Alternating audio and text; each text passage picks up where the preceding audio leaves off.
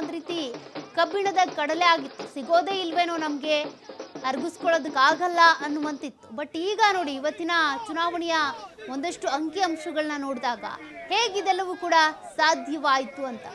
BJP ನಡೆಸುವಂಥ ಕ್ಯಾಂಪೇನ್ಗಳು, ಮಾಡುವಂಥ ಸಮಾವೇಶಗಳು, ರ್ಯಾಲಿಗಳೇ ಹಾಗೆ. ಯಾವ ಕ್ಷೇತ್ರವನ್ನು ಕೂಡ, ಯಾವ ರಾಜ್ಯವನ್ನು ಕೂಡ ನಾವು ಗೆದ್ದು ಬಿಡ್ತೀವಿ ಅನ್ನುವಂಥ ಕಾನ್ಫಿಡೆನ್ಸ್ನಲ್ಲಿ ಮಾಡ್ತಾರೆ. ಈ ಲೋಕಸಭಾ ಚುನಾವಣೆಯ ಸಂದರ್ಭದಲ್ಲಿ ನೋಡಿ, ನಾವು ಗೆಲ್ತೀವೋ ಬಿಡ್ತೀವೋ, ಬಟ್ 400 ಪಾರ್ ಗೆದ್ದೇ ಗೆಲ್ತೀವಿ ಅಂತ ಅಂದ್ರು. ಬಟ್ ಅಷ್ಟು ಗೆಲ್ಲಲಿಲ್ಲ ಅವರು. ಅಂದರೆ ತಮ್ಮದೇ ಸ್ವಂತ ಗೆಲುವಿನಿಂದ ಅವರು ಅಧಿಕಾರದ ಚುಕ್ಕಾಣಿ ಹಿಡಿಯೋಕ್ಕಾಗಲಿಲ್ಲ. ಅಲ್ಲಿಗೆ NDA ಮೈತ್ರಿಕೂಟ, ಬಿಹಾರ ಇರ್ಬೋದು, ಅದೇ ರೀತಿಯಾಗಿ ಆಂಧ್ರ ಪ್ರದೇಶದ ಪಕ್ಷಗಳನ್ನು ಸೇರಿಕೊಂಡು ಅಧಿಕಾರದ ಚುಕ್ಕಾಣಿ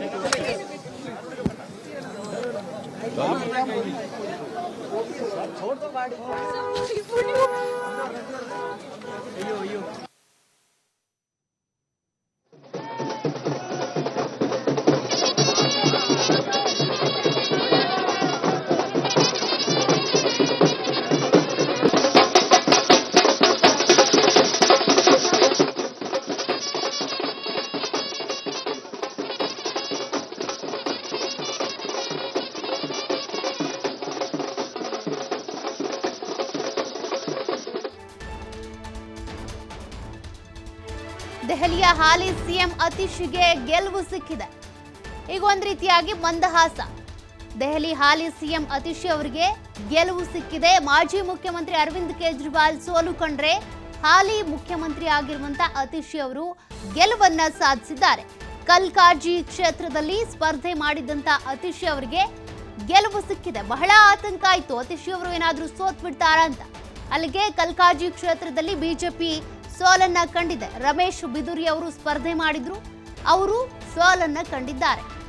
ಮಾಜಿ ಮುಖ್ಯಮಂತ್ರಿಯೇ ಸೋತ್ ಬಿಟ್ರಲ್ಲ, ಇವರು ಸೋಲ್ತಾರ ಅನ್ನುವಂತ ಆತಂಕ ಆಯ್ತು. ಕೊನೆಗೂ ಕೂಡ ಅತೀಶ್ ಅವರಿಗೆ ಗೆಲುವನ್ನ ತಂದುಕೊಟ್ಟಿದ್ದಾರೆ ಮತದಾರರು. 1000 ಮತಗಳ ಅಂತರದಲ್ಲಿ ಅತೀಶ್ ಅವರು ಜಯ ಸಾಧಿಸಿದ್ದಾರೆ. ನಾನು ಈಗಾಗಲೇ ಹೇಳ್ತಾ ಇದ್ದ ಹಾಗೆ, ಅವ್ರು ಗೆಲ್ಲಲೇಬೇಕು ಅಂತ ಅಂದ್ರೆ ಈ ಸುತ್ತಿನ ಎಣಿಕೆ ಏನಿದೆ, ಆ ಸಂದರ್ಭದಲ್ಲಿ ಎಲ್ಲ ವೋಟ್ಗಳು ಕೂಡ ಅವರಿಗೆ ಬರಬೇಕು. 2000, 1000 ಹಿನ್ನಡೆ ಏನು ಕಾಯ್ಕೊಂಡು ಬರ್ತಾ ಇದ್ರು, ಅವೆಲ್ಲವನ್ನು ಕೂಡ ಉಡಿಸ್ ಮಾಡಿ ಗೆಲ್ಲುವ ರೀತಿಯಲ್ಲಿ ಎಲ್ಲ ವೋಟ್ಗಳು ಅವ್ರಿಗೆ ಬಂದ್ರೆ ಮಾತ್ರ ಅತೀಶ್ ಅವರು ಗೆಲ್ಲೋದಕ್ಕೆ ಸಾಧ್ಯ ಅಂತ. ಅಲ್ಲಿಗೆ ಮಹಿಳಾ ಮುಖ್ಯಮಂತ್ರಿ ಆಗಿರುವಂತ ಅತೀಶ್ ಅವರ ಒಂದಷ್ಟು ಕಾರ್ಯವೈಖರಿಯನ್ನ ಜನರು ಮೆಚ್ಕೊಂಡಿದ್ದಾರೆ ಅನ್ಸುತ್ತೆ, ಅಥವಾ ಕಲ್ಕಾಜಿ ಕ್ಷೇತ್ರದಲ್ಲಿ ಅವರ ಕಾರ್ಯವೈಖರಿಗೆ ಜನರು ಫಿದಾ ಆಗಿರ್ಬೋದೇನೋ. ಹಾಗಾಗಿ ಅತೀಶ್ ಅವರ ಗೆಲುವಿಗೆ ಮತದಾರರು ಕಾರಣರಾಗಿದ್ದಾರೆ. ಒಂದ್ ಕಡೆ ಮಾಜಿ ಮುಖ್ಯಮಂತ್ರಿ ಅರವಿಂದ್ ಕೇಜ್ರಿವಾಲ್ ಅವರನ್ನೇ ಮತದಾರ ಪ್ರಭು ಸೋಲಿಸಿ ಮನೆ ಕಳಿಸಿದ್ರೆ, ಮತ್ತೊಂದು ಕಡೆ ಇತ್ತೀಚೆಗಷ್ಟೇ ಮುಖ್ಯಮಂತ್ರಿಯಾಗಿ ಸಿಎಂ ಸ್ಥಾನವನ್ನ ಅಲಂಕರಿಸಿದಂತಹ ಅತೀಶ್ ಅವರಿಗೆ ಮತದಾರ ಪ್ರಭುಗಳು ಗೆಲುವನ್ನ ತಂದುಕೊಟ್ಟಿದ್ದಾರೆ ನೋಡಿ. ಹಾಗಾಗಿನೇ ಹೇಳೋದು, ಪ್ರಜಾಪ್ರಭುತ್ವದಲ್ಲಿ ಮತದಾರರು ಯಾವಾಗ ಯಾವ ಪಕ್ಷದ ಕೈ ಹಿಡಿತಾರೆ, ಯಾವ ಪಕ್ಷವನ್ನ ಮನೆ ಕಳಿಸ್ತಾರೆ ಅನ್ನೋದೇ ಗೊತ್ತಾಗಲ್ಲ. ಜೊತೆಗೆ ಒಂದೇ ಪಕ್ಷದಲ್ಲೇ ಕೆಲವು ಅಭ್ಯರ್ಥಿಗಳನ್ನ ಇಷ್ಟಪಟ್ರೆ ಇನ್ನು ಕೆಲವು ಅಭ್ಯರ್ಥಿಗಳನ್ನ ತಿರಸ್ಕಾರ ಮಾಡ್ತಾರೆ ಅನ್ನೋದಕ್ಕೆ ಇದೇ ಒಂದು ದೊಡ್ಡ ಎಕ್ಸಾಂಪಲ್ ನೋಡಿ. ಅತೀಶ್ ಅವರನ್ನ ಮುಖ್ಯಮಂತ್ರಿಯಾಗಿ ಮಾಡಿದ್ದೇ ಅರವಿಂದ್ ಕೇಜ್ರಿವಾಲ್ ಅವರು. ಬಟ್ ಅರವಿಂದ್ ಕೇಜ್ರಿವಾಲ್ ಅವರಿಗೆ ಇಲ್ಲಿ ಸೋಲು ಸಿಕ್ಕಿದೆ. ಆದ್ರೆ ಮುಖ್ಯಮಂತ್ರಿಯಾಗಿ ಕೆಲವೇ ತಿಂಗಳುಗಳ ಆಗಿರೋದು ಅತೀಶ್ ಅವರಿಗೆ ಗೆಲುವು ಸಿಕ್ಕಿದೆ. ಅದು ಕಲ್ಕಾಜಿ ಕ್ಷೇತ್ರದ ಜನತೆಯ ಆಶೀರ್ವಾದನೂ, ಬಟ್ ಇಡೀ ದೆಹಲಿ ಜನರ ಆಶೀರ್ವಾದನೂ ಗೊತ್ತಿಲ್ಲ. ಎಲ್ರಿಗೂ ಕೂಡ ಮೆಚ್ಚುಗೆ ಆಗಿದೆಯೋ ಅವರ ಕಾರ್ಯವೈಖರಿ ಏನು ಅಂತ ಗೊತ್ತಿಲ್ಲ.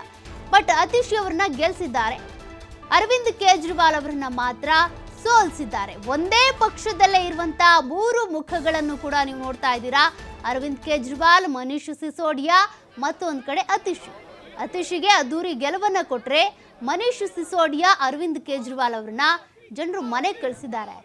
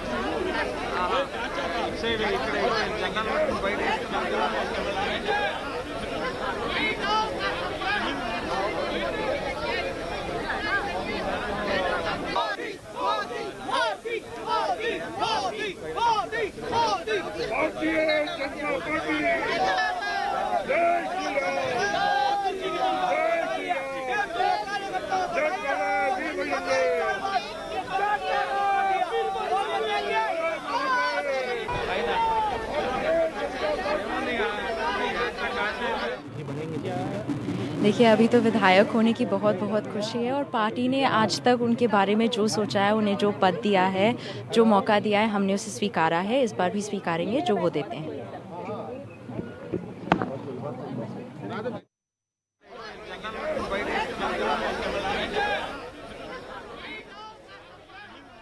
ಎಸ್ ದೆಹಲಿಯತ್ತ ಎಲ್ಲರ ಚಿತ್ತ ನೆಟ್ಟಿತ್ತು. ಇವತ್ತು ಏನು ಆಗಬಹುದು ಅಂತ ಬಹುಶಃ ಒಂದಷ್ಟು ಅರ್ಧಕ್ಕರ್ಧ ಚಿತ್ರಣ ಈಗಲೇ ಗೊತ್ತಾಗಿದೆ. ಅಂದರೆ ಮುಖ್ಯಮಂತ್ರಿ ಆಗಿರುವಂಥ ಅತಿಶಿ ಅವರಿಗೆ ಗೆಲುವು ಸಿಕ್ಕಿದೆ. ಇದು ಪ್ರಮುಖವಾಗಿ ಇದ್ದಂಥ ಒಂದು ಕುತೂಹಲ, ಅದಕ್ಕೆ ತೆರೆ ಬಿದ್ದಿದೆ. ಮತ್ತೊಂದು ಕಡೆ ಮಾಜಿ ಮುಖ್ಯಮಂತ್ರಿ ಅರವಿಂದ್ ಕೇಜ್ರಿವಾಲ್ ಅವರು ಗೆಲ್ತಾರಾ ಸೋಲ್ತಾರಾ ಅನ್ನೋದಿತ್ತು, ಅದು ಕೂಡ ಸಿಕ್ಕಿದೆ. ಮಾಜಿ ಮುಖ್ಯಮಂತ್ರಿ ಅರವಿಂದ್ ಕೇಜ್ರಿವಾಲ್ ಅವರು ಸೋತಿದ್ದಾರೆ. ಅದೇ ರೀತಿಯಾಗಿ ಮನೀಶ್ ಸಿಸೋಡಿಯಾ ಕೂಡ ಸೋಲನ್ನು ಕಂಡಿದ್ದಾರೆ. ಅಲ್ಲಿಗೆ ಈ ಮೂರು ಮುಖಗಳ ಭವಿಷ್ಯ ಏನಿದೆ ಅದಂತೂ ಗೊತ್ತಾಗಿದೆ. ಇನ್ನು ಉಳಿದಂಥ ಅಭ್ಯರ್ಥಿಗಳ ಭವಿಷ್ಯ ಏನು ಅನ್ನೋದು ಕೂಡ ಗೊತ್ತಾಗುತ್ತೆ. ಇನ್ನೊಂದು 2-3 ತಾಸಲ್ಲಿ ಅದೆಲ್ಲವೂ ಕೂಡ ಗೊತ್ತಾಗುತ್ತೆ. ಸದ್ಯಕ್ಕೆ ಬಿಜೆಪಿ 47 ಸ್ಥಾನಗಳ ಮುನ್ನಡೆಯನ್ನು ಸಾಧಿಸ್ಕೊಂಡು ಹೋಗ್ತಾ ಇದೆ. ಆಪ್ 22 ಇದ್ದಿದ್ದು 23ಕ್ಕೆ ಏರಿಕೆಯಾಗಿದೆ. ಆ 36 ಮ್ಯಾಜಿಕ್ ನಂಬರನ್ನು ರೀಚ್ ಆಗಿ ದೆಹಲಿಯ ರಾಷ್ಟ್ರ ರಾಜಧಾನಿಯ ಗದ್ದುಗೆಯನ್ನು ಏರುವವರು ಯಾರು ಅನ್ನೋದೇ ಸದ್ಯಕ್ಕಿರುವಂಥ ಕುತೂಹಲ.